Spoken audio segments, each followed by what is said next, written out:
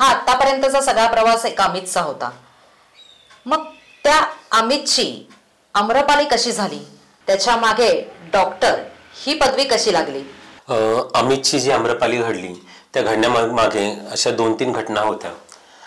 जेव्हा मी जॉब करत होते तर तिथं मला असं वाटायचं की तिथे लोक जास्त शिकलेले आहेत तर ते लोक मला समजून घेतील. त्यामुळे मी जास्तीत जास्त वेळ माझ्या ऑफिसमध्ये माझ्या कामामध्ये घालवायचे. मी 10 ते 11 तास तिथं वेळ स्पेंड करायचे. तर तिथल्या सगळ्या लोकांना मी आपलं समजायचे. त्यांच्यासाठी त्यांच्या आडीनडीला म्हणा किंवा त्यांना काही गरजेला उपयोगी पडणं असे मी काम करायचे. परंतु मला म्हणजे असं वाटायचं की नाही का शिकलेले लोक मला समजून घेतील, हा माझा खूप मोठा भ्रम होता. एकदा पॅन इंडिया बेस्ट परफॉर्मर म्हणून माझी निवड झाली होती आणि ह्या निवडीमुळं मला बंडीपूरला मीटिंगला आम्हाला जायचं होतं. त्याच्यामध्ये प्रत्येक डिपार्टमेंटचे म्हणजे आपले जे बेस्ट होते एम्प्लॉईज परफॉर्मर्स तर त्यांना ते तिकडे बोलवलं होतं. तर मीही होते आणि आम्ही असाच प्रवास करत होतो. तर मला वॉशरूम आल्यानंतर मी वॉशरूमला गेले. वॉशरूम करून जस्ट बाहेरच आले होते तर तिथं माझे जे कलिग्स होते त्यांचं बोलणं मी ऐकलं की इस किन्नर को जेडे को यहाँ पे क्यों बिठाया है, इसको यहाँ पे बिठाया है तो अपने को अनकंफर्टेबल लग रहा है, तो इसको दूसरी बुग्गी में बैठाएंगे तो आपण कम्फर्टेबली बात कर सकते. तर मी म्हटलं त्यावेळेस माझ्या पायाखालची जमीन हादरली. म्हटलं हे लोक ज्यांच्या प्रत्येक अडचणीला मी उपयोगी पडले, इतकंच नव्हे तर त्याच्यामध्ये एक असाही व्यक्ती होता की जेव्हा त्याचा ऍक्सिडेंट झाला होता पर राज्यातून होता तो आणि तेव्हा इथं तो आला होता, त्याचा ऍक्सिडेंट झाला होता. त्याच्या ऍक्सिडेंटच्या नंतर त्याला डब्बा देणं, त्याचे कपडे धुणं, त्याचं म्हणजे सगळं नाही का मेडिसिनसाठी त्याला पैसे नव्हते तर त्याला पैसेही दिले होते. एवढ्या गोष्टी करून सुद्धा तो व्यक्ती देखील माझ्याबद्दल असं बोलतोय. तर मला कुठे ना कुठे फील झालं, खूप हार्ड झालं की म्हणलं की असं माझ्यामध्ये काय आहे, मी असा कुठला गुन्हा केलाय. म्हणजे कुणाला आपलं म्हणणं, कुणाला आपलं समजणं ते गुन्हा आहे का? तर मग मी म्हटलं की नाही, मला खूप म्हणजे असं डिस्टर्ब झाल्यासारखं वाटलं. मी चालत्या ट्रेनमधून उडी मारून वापस आले. मी त्या एवढा मोठा माझा परफॉर्मन्स अवॉर्ड मिळाला माझा होता. त्या सेरेमनीसाठी मी गेले नाही, मी घरी आले. 2-4 दिवस मी डिप्रेशनमध्ये गेले. त्याच्यानंतर खाणं नाही पिणं, मी कोणाशी बोलले नाही, घेण्याचा प्रयत्न केला होता. त्याच्यातून मी बचावले गेले. मग मला थोडंफार माझ्या घरच्यांनी समजवलं की असं नाही काही करू नकोस, तुला काय झालं तर आमचं कसं होणार. मग मी वापस पुन्हा कामावर गेले. तिकडे चालू झालं माझं कामाची सुरुवात झाली. मग 1-1.5 वर्ष प्रत्येक वेळेस म्हणजे बेस्ट एक्झिक्युटिव्ह म्हणून नाही का म्हणजे प्रमोशन असतात, पण प्रत्येक प्रमोशनला मला तिथे डावललं जायचं. फक्त मी माझ्यामध्ये ते स्त्रीत्व आहे त्याच्यामुळे मला म्हणजे त्यांनी नाही का म्हणजे मला ते प्रमोशन दिलं नाही. माझ्यापेक्षा ज्यांचा परफॉर्मन्स कमी होता त्यांनी दिलं. 2-3 वर्ष असे झाले. मग नंतर मी म्हटलं की तेव्हा पण मी विचार नाही केला की मला काहीतरी म्हणजे पद मिळाले पाहिजे, मला चांगली पोस्ट भेटायला पाहिजे. त्यावेळेस माझं एकच होतं की माझं घरच्यांची जबाबदारी जी आहे माझ्यावरती ती पार पाडायला पाहिजे, मला पैसे मिळायला पाहिजे. पण कुठे ना कुठे मनाला फील वाटायचं, वाईट वाटायचं की बाई हे असं का माझ्याच बाबतीत का. मग त्याच्यानंतर एक वय असतं. प्रत्येक वयामध्ये म्हणतात ना, प्रत्येकांच्या वयामध्ये ते आपले जोडीदाराच्या बाबतीत विचार नाही का भावना होतात की माझा जोडीदार आयुष्याचा पार्टनर, लाईफ पार्टनर असावा. माझा पार्टनरची व्याख्या असते त्यावेळेस की तो असायला पाहिजे, तो असा असायला पाहिजे, त्याच्यामध्ये हे नसायला पाहिजे, त्यांनी माझी केअर करायला पाहिजे. माझ्याही मनामध्ये असं होतं की ते वय होतं माझं. त्या वयामध्ये मलाही वाटलं की माझंही एकावरती प्रेम झालं आणि मलाही असं वाटायचं की त्याचंही माझ्यावरती प्रेम आहे. पण तो खूप मोठा भ्रम होता. मला वाटायचं तो माझा जीव लावतोय, परंतु तो फक्त माझ्यासाठी, माझ्याकडे जो प्रेम करत होता तो पैशासाठी आणि शारीरिक भूक शमवण्यासाठी माझ्या संग प्रेम करत होता. मला असं आमच्या 1-1.5 वर्षानंतर कळलं की त्याचा एका मुलीसोबत अफेअर आहे. तेव्हा मी त्याला एक्सेप्ट केलं, कारण की मला माहिती आहे की मुलाचा साहजिक आहे, त्याची भावना वेगळी असेल, त्याला एखादी मुलगी आवडत असेल, तर मी तेही एक्सेप्ट केलं होतं. परंतु काय झालं की थोड्या दिवसांनी मला असंही कळलं की त्याचा एक तृतीयपंथीसोबत पण अफेअर आहे, माझ्या फ्रेंड सोबत. मग मी म्हटलं की नाही, हे कुठं ना कुठं चुकीचं आहे, हा व्यक्ती मला फसवत आहे आणि हा माझ्या योग्यतेचा नाही आहे. मग मी तिथूनही नर्वस झाले, डिप्रेशनमध्ये गेले. त्यानंतर मी घरी 2 हप्ते कामाला गेली नाही, घरीच होते. खाणं पिण्यावर लक्षण होतं, माझं वजनही खूप कमी झालं होतं तेव्हा. आणि त्यानंतर मी वापस अटेम्प्ट केला. सुदैवाने त्याच्यातूनही बचावले गेले. ते म्हणतात ना की कुठल्या तरी गोष्ट का म्हणजे काहीतरी करायचंय, त्यामुळे देवाने मला पुन्हा जीवनदान दिलं. मग माझी एक मैत्रीण आहे श्रीदेवी, तिने मला समजवलं की नाही का, तू जर तुझ्या जीवाचं काय बरं वाईट झालं असतं तर तुझ्या आईचं बहिणींचं काय झालं होईल तुझ्या नंतरनं. समाजामध्ये असेही आहे आपल्या खूप सारे लोक ज्यांना लोक चिडवतायत. तर आपण तर तृतीयपंथी आहोत आणि समाजाच्या मुख्य प्रवाहापासून समाजाची मुख्य जी चौकट आहे त्याला आपण तोडून, त्याला लाथडून आपण आपलं अस्तित्व निर्माण करण्याचा प्रयत्न करतोय. मग आपल्याला तर लोकांचा रोष, अपमान, तिरस्कारांचा सामना करावाच लागणार आहे. मग मी तिथं ठरवलं की नाही, हे आयुष्य इतक्या सहजासहजी एक झटक्यामध्ये संपवण्यापेक्षा चंदनापरी झिजून इतरांच्या आयुष्यामध्ये एक सुगंधी दरवळ निर्माण करायची. मग त्यावेळेस मी ही जी आम्रपाली म्हणतात ना की अमितने आम्रपालीचा स्वीकार केला आणि आम्रपालीनी मेन तिच्यामधल्या मातृत्वाचा स्वीकार केला. मग तिथून मी ठरवलं की नाही, सहजासहजी आपण आपलं आयुष्य असं संपवायचं नाही, आपण इतरांच्या आयुष्यामध्ये इतरांना काहीतरी मदत करायची, जे गरजू असतील किंवा ज्यांची माझ्यासारखी पण कुणी अजून माझ्या बहिणी असतील त्यांना आधार द्यायचा. आणि तिथून मग ही आम्रपाली घडली, जो अमित छोट्या छोट्या गोष्टीला रडायचा, छोट्या छोट्या गोष्टीला भावनिक व्हायचा, छोट्या छोट्या गोष्टींनी दुखवला जायचा, तो अमितला मी कुठेतरी गाडून ही आम्रपालीला नवीन जन्माला घातली होती आणि तिचा नवीन जन्म झाला. मग तिथून मी आम्रपाली, जे माझं स्वतःचं अस्तित्व आहे ते समाजाने दिलेलं नाव मी सोडून दिलं आणि ही आम्रपालीला मी स्वीकारलं. मग तुमचा सामाजिक कार्याचा प्रवास तुम्ही कसा सुरू केला? मला असं वाटलं की जेव्हा मी अटेम्प्ट केल्यानंतर जेव्हा मी त्याच्यातून बचावले गेले, तेव्हा मला असं वाटलं की दैवाने मला ही नवीन संधी दिली आहे. हे आयुष्य न संपवता ह्या आयुष्याचा वापर इतरांच्या आयुष्यात सुधारण्यासाठी करावा. आणि माझं जे बालपण होतं ते मी कुठं ना कुठं विसरले होते, कुठं ना कुठं ते अनुभवलं नाही, कुठं ना कुठं त्याला न्याय दिला नाही. तेच बालपण मी इतरांमध्ये शोधू लागले आणि या शिक्षणाच्या माहेरघरामध्ये परजिल्हा, परराज्य किंबहुना परदेशातून लोक शिकायला येतात. अत्याधुनिक कम्प्युटरनी सुसज्ज अशा मोठमोठ्या लॅब आहेत, तिथे मोठमोठ्या शाळा कॉलेजेस आहेत. तर या ठिकाणी मुलं शिकतात. पण समाजांमधील असाही घटक आहे जो या शिक्षणापासून वंचित आहे. तर सिग्नलमध्ये अशी मुलं आपल्याला भीक वगैरे मागताना दिसतात, भिक्षा मागताना दिसतात. तर त्यांना शिक्षणाची इच्छा असते पण आर्थिक परिस्थितीमुळे ते शिकू शकत नाही. मग अशा मुलांचं भवितव्य घडवायचं हा मी ठरवलं. आणि जर हे मागणारे हात, जर देणारे हात घडवायचा असेल तर त्यासाठी एकमेव पर्याय आहे शिक्षण. तर त्या शिक्षणाने ह्यांचं अस्तित्व ते बदलू शकतात. मग मी त्यांना फुटपाथ शाळा चालू केली. ह्या फुटपाथ शाळेची पण कॉन्सेप्ट खूप वेगळी होती. पहिल्यांदा मी काय केलं की मुलांच्या पॅरेंट्सला काउन्सिलिंग करायला लागले की बाबा तुमच्या मुलांना तुम्ही निवासी शाळेमध्ये टाका, कारण की फुटपाथवरती राहणं किती असुरक्षित आहे. इथं 7 महिन्याच्या बाळाला सोडलं जात नाही की 70 वर्षाच्या म्हातारीला. तर मी म्हटलं की नाही का, तुम्ही तुमच्या मुलांना निवासी शाळेमध्ये टाका, तिथं त्यांना 2 वेळेचं जेवण मिळतील, त्याच्यानंतर ते 4 भिंतीच्या आतमध्ये सुरक्षित राहतील. तर मग काही पॅरेंट्स रेडी होत होते. तर जसे त्यांचे पॅरेंट्स रेडी झाले तर त्या लेकरांना मी निवासी शाळेमध्ये CWC माध्यमातून, चाइल्ड वेलफेअर कमिटीच्या माध्यमातून मी त्यांना ऍडमिशन करायचे निवासी शाळेमध्ये. त्यानंतर काही पॅरेंट्स रेडी नव्हते होत. मग त्यांना मी म्हणायचे की जर तुम्ही लांब तुमच्या मुलांना दूर करायला तयार नसेल तर मग आपण त्यांना शासकीय शाळेमध्ये टाकू, ते सकाळी गेले की संध्याकाळी तुमच्याकडे वापस येतील. मग काही पॅरेंट्स तिथं रेडी होत होते. मग अशा काही शासकीय शाळा आहेत जिथं आम्ही मुलांना ऍडमिशन करून द्यायचे. आणि त्याच्यानंतर काही पॅरेंट निवासी शाळेमध्येही ऍडमिशन करायला रेडी नव्हते किंवा शासकीय शाळेमध्येही मुलांना पाठवायला तयार नव्हते. तर मी म्हटलं की हे मुलं शाळेत जाऊ शकत नाही, मग शाळा त्यांच्यापाशी आणायची. आणि त्याच्या दृष्टिकोनातून आपण हा कॉन्सेप्ट सुरू केला, फुटपाथ शाळा. मग या फुटपाथ शाळेमध्ये आपण मुलांना अक्षर ओळख वगैरे, म्हणजे त्यांना साक्षर बनवण्याचा आपण प्रयत्न करतो. एटिकेट्स मॅनर्स काय असतात, त्यांना अक्षर ओळख वगैरे आपण करून देत असतो. गुड टच, बॅड टच, बाकीच्या गोष्टी आपण त्यांना सर्व शिकवत असतो. ह्या गोष्टी आपल्या शाळेमध्ये झाल्या.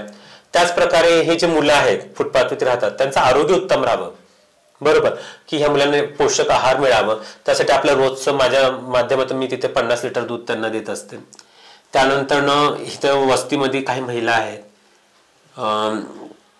काही नवीन मुली आहेत जे आता किशोरवयीन मुली, जे नुसतं वयात आलेल्या आहेत. तर ह्या मुलींना म्हणजे कसं की आर्थिक अडचणीमुळे हे मासिक पाळीच्या दरम्यान सॅनिटरी पॅड विकत घेऊ शकत नाही. आणि त्यांना त्याच्या बाबतीत जास्त नॉलेजही नाहीये. तर मासिक पाळीच्या दरम्यान काही काळजी घ्यावी, काही कुठल्या गोष्टी अवॉइड करायच्या, ह्या गोष्टी मी त्यांना सांगत असते. त्याच प्रकारे सॅनिटरी पॅड त्यांना देणं. आणि त्याच्यानंतर एखादा व्यक्ती जर रोडवरती पडला असेल उपचाराच्या अभावी, मग त्यांना उपचार वगैरे मिळवून देण्याचं मी काम करते. मी तृतीयपंथी, दिव्यांग बांधव, देह विक्री करणाऱ्या महिला यांच्यासाठी काम करते. दिव्यांग बांधवांना कुबडे असेल, व्हीलचेअर असेल, कृत्रिम हातपाय असेल ते बसवून देणं, UDID कार्ड काढून देणं, पेन्शन योजना, त्यांना रोजगाराची संधी उपलब्ध करून देणे, व्यवसाय टाकून देणे, हे मी आतापर्यंत केलेले आहे. त्याच्यानंतर मी स्ट्रे डॉग, स्ट्रे कॅट, ॲनिमलसाठी काम करते. जे भटकी कुत्री असेल, जनावरी असेल, त्यांना जेवण देणं, हिट अँड रन केसेस असेल, औषधोपचार वगैरे मिळवून देणं, रेडमची बेल्ट लावणं, हे मी करते. आणि सध्याला आपण बघतो की भारतामध्ये व्यसनाधीनतेचं प्रमाण किती वाढलेलं आहे. तर जे मुलं व्यसनाच्या आहारी गेले त्यांचं डिएडिक्शन करणं, त्यांना व्यसनमुक्ती केंद्रामध्ये भरती करणं, त्यांचं काउन्सिलिंग करणं, हे मी काम करते. त्याच प्रकारे आता कसं आहे की काही मुलांचं शिक्षण अर्धवट होतं, मे बी 10वी नंतर ते 10वीमध्ये फेल होतात किंवा परिस्थितीमुळे ते पुढे शिकू शकत नाही. तर अशा मुलांचे 17 नंबरचा फॉर्म भरणं आणि त्यांचं पुढचं नाही का म्हणजे त्यांना शिक्षण पूर्ण करण्यासाठी मदत करणं किंवा त्यांना कोर्सेस वगैरे लावून देणं, वेगवेगळे नाही काय स्किल डेव्हलपमेंटचे कोर्सेस. आणि महिला सक्षमीकरणासाठी मी काम करते. त्याच प्रकारे माझे कॉलेजमध्ये जेंडर इक्वेलिटीवरती लेक्चर्स असतात. आणि एकंदरीत म्हणजे मी वेदनांसाठी काम करते. वेदना स्त्री, पुरुष, तृतीयपंथी, दिव्यांग बांधव किंबहुना प्राणी मात्रांच्या सर्वांच्या समान असतात. त्या वेदनांवरती, त्या जखमांवरती एक मरम बनण्याचा मी छोटासा माझ्यापर्यंत प्रयत्न करते. आज स्वतःच्या अस्तित्वाची लढाई लढता लढता, समाजाशी संघर्ष करता करता मी समाजाप्रती माझं दायित्व पूर्ण करण्याचा एक छोटासा प्रयत्न करते. तर ह्याच्यामध्ये तुम्हाला कशी मदत होत गेली पैशाने? कारण तुम्ही जसं म्हणलात की एवढ्या मुलांना तुम्ही रोज दूध देता आणि बाकी या सगळ्या अगदी सॅनिटरी पॅड पुरवण्यापासून बाकी शैक्षणिक गोष्टी पुरवण्यापर्यंत हे सगळं कसं मॅनेज करता तुम्ही? आतापर्यंत समाजाने माझी मागारी टाळी बघितली होती. तर समाजाप्रती जे माझं जे दायित्व आहे ते मी पूर्ण करत आहे. लोक म्हणतात की तृतीयपंथी फक्त पैसे मागतात.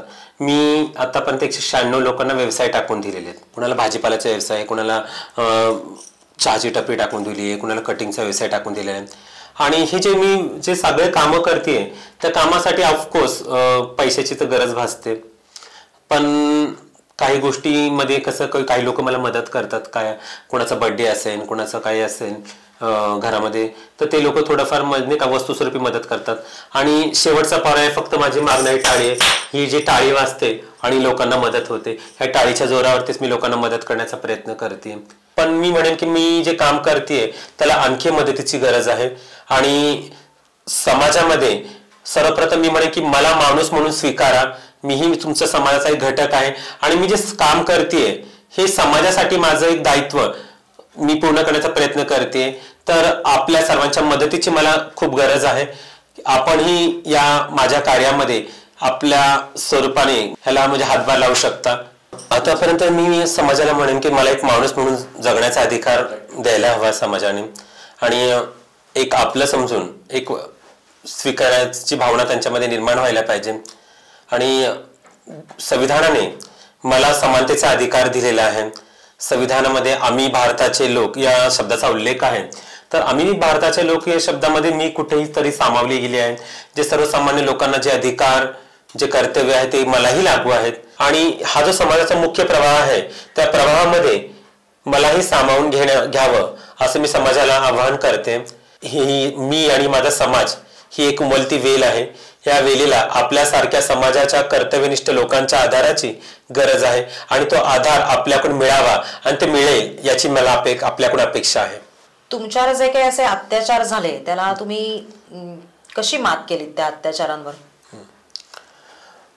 ते म्हणतात ना, लाली लिपस्टिक लावलेले, भडक मेकअप केलेले चेहरे सर्वांना दिसतात. पण ह्या भडक मेकअप केलेल्या चेहऱ्यामागं किती दुःख, किती वेदना, किती अपमान, किती तिरस्कार लपलेला आहे हे कोणी पाहत नाही. माझ्यावरती मागच्या वेळेस मी तुम्हाला सांगितलं की खूप साऱ्या अशा घटना घडल्या. पण त्यावेळेस माझ्यावरती अत्याचार करण्याचा प्रयत्नही लोकांनी केला. पण मी ते कुणाला सांगू शकले नाही. आणि किंबहुना मला असं वाटलं की अशा खूप साऱ्या केसेस झाल्यात माझ्या अगोदर माझ्या मैत्रिणींच्या बाबतीत पण.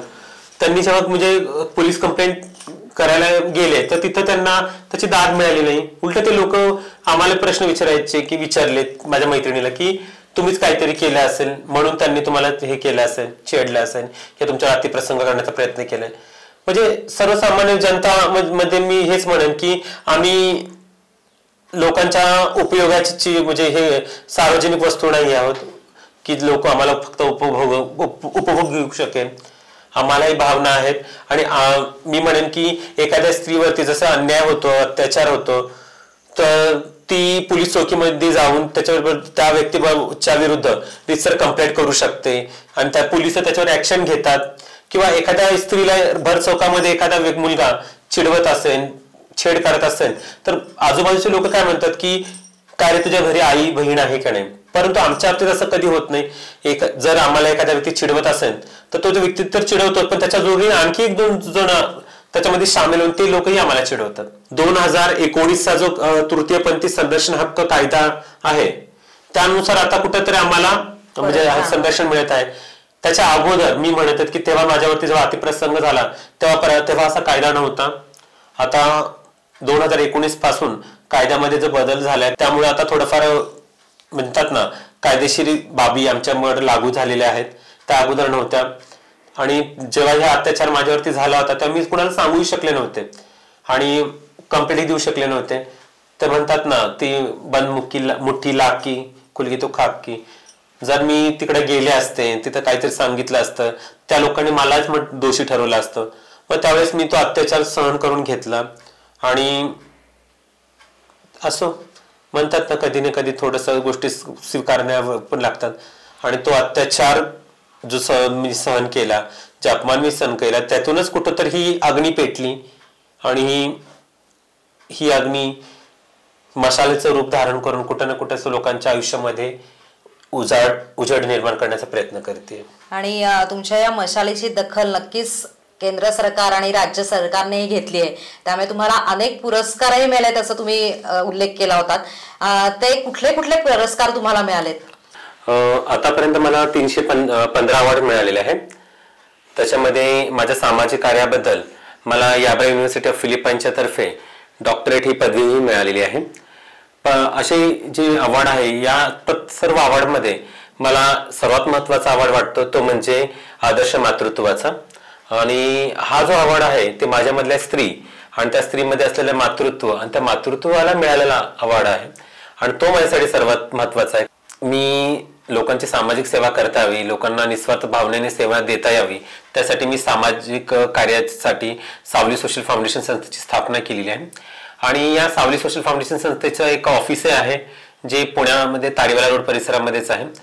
आणि मी आता जिथं राहते ते 10x10चं रूम आहे. तर मलाही वाटलं असतं मी ही फ्लॅटमध्ये जाऊन राहिले असते, परंतु ते फ्लॅट न घेता मी सामाजिक कार्यासाठी हे ऑफिस घेतलेलं आहे जिथून ही समाजसेवा मी करत आहे. आणि या ऑफिसच्या मागचं पण एक खूप मोठं कारण आहे हे ऑफिस घेण्याचं मागचं.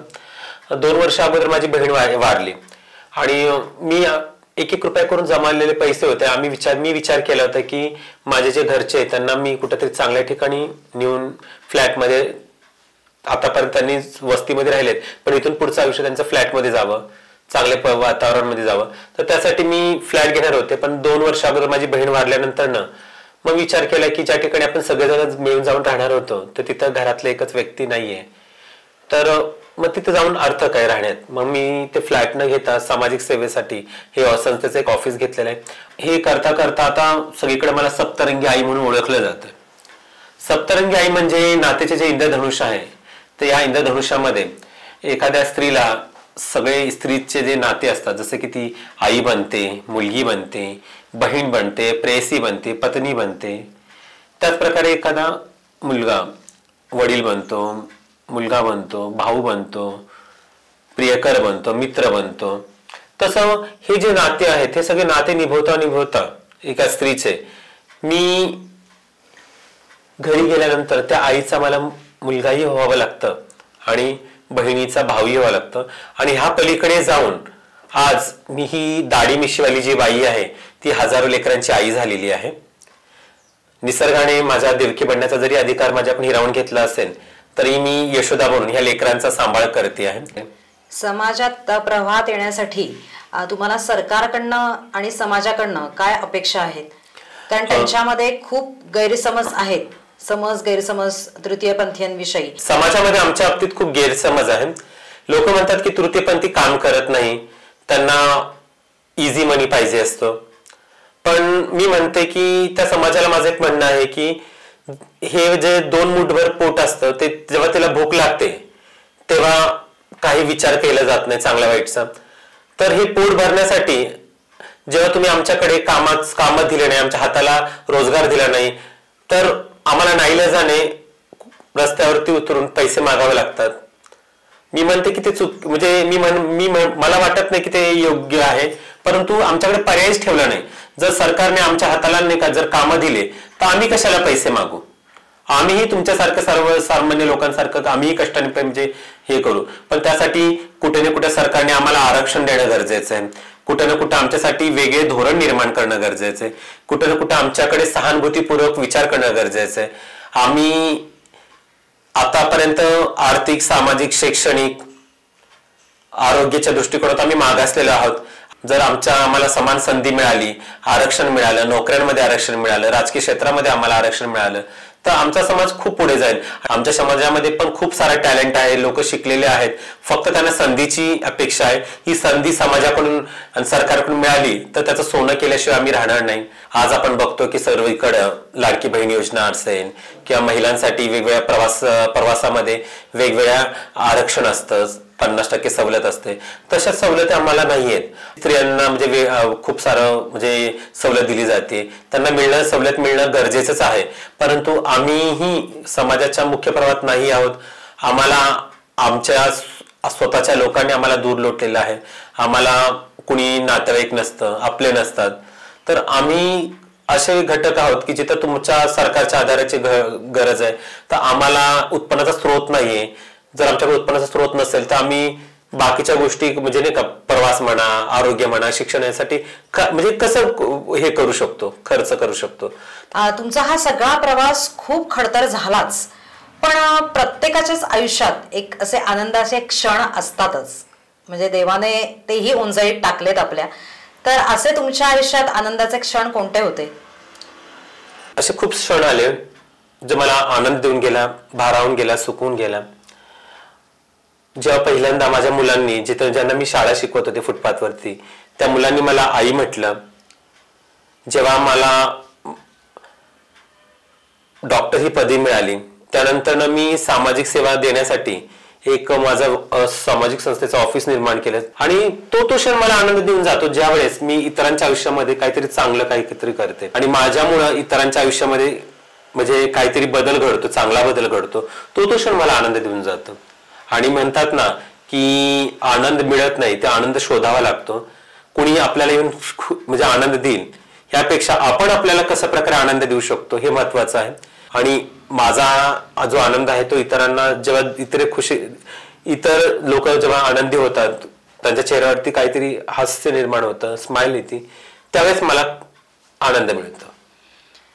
कोणत्याही गोष्टी जशा एका रात्रीत घडत नाहीत. अनेकदा त्याने खचायला सुद्धा होतं, पण त्यातनं मार्ग मिळत जातात. तसं तुम्हालाही या सावली सोशल फाउंडेशनला मिळावं, तुमच्यापर्यंत त्यांनी कसं पोचावं आणि कशा प्रकारे तुम्हाला त्यांनी मदत करावी अशी तुमची अपेक्षा आहे? मी म्हणेन की आज मी जे कार्य करते ते मी एकटी करत आहे आणि याच्यामध्ये काही लोक मला मदत करतात. पण म्हणतात ना, एकट्या व्यक्तीकडून कुठलीही गोष्ट पूर्ण होणं ते शक्य नसतं. त्यासाठी समाजातील काही लोकांचा हातभार असणं, आधार असणं गरजेचं आहे. आणि माझ्यासारखी जी व्यक्ती जी स्वतःच्या अस्तित्वाची लढाई लढता समाजासाठी काहीतरी करण्यासाठी तत्पर आहे, तर त्यासाठी मी म्हणेन की आपल्या सर्वांच्या मदतीची गरज आहे. म्हणजे वस्तू स्वरूपी असू द्या किंवा काहीही असू द्या, ते तुम्ही मदत करू शकता. पण तुम्हाला जर तुमच्या संस्थेला कॉन्टॅक्ट करायचा असेल, तुमच्याशी संपर्क कसा साधायचा? माझ्या संस्थेचा म्हणजे जर आपल्याला कोणाला माझ्या संस्थेला मदत करायची असेल तर माझा कॉन्टॅक्ट नंबर आहे 7776064777. तर त्या नंबरवरती मला कॉन्टॅक्ट करू शकता. हा नंबर आम्रपाली यांचा आहे, त्यामुळे तुम्ही जरूर त्यांच्याशी संपर्क साधा. त्या स्वतः तुम्हाला सगळी माहिती देतील आणि तुमची मदत खूप त्यांच्यासाठी बहुमूल्य असेल.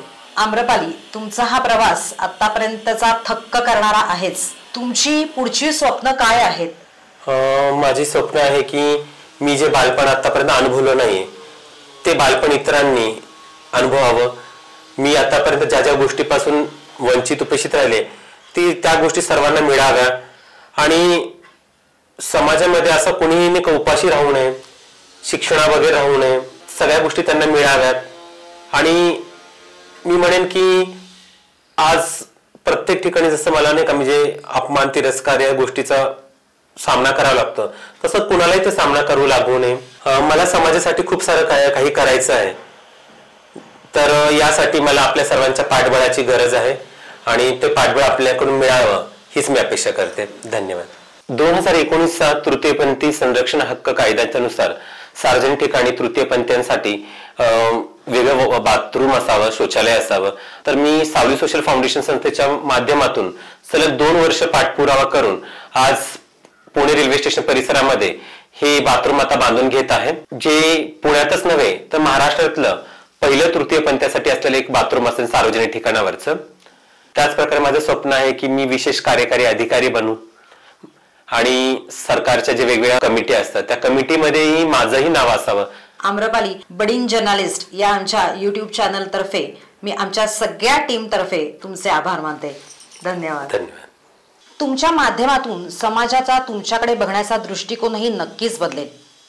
त्यात आमचा या बडिंग जर्नलिस्टच्या सामान्य ते असामान्य या कार्यक्रमाचाही सहभाग नक्कीच असेल.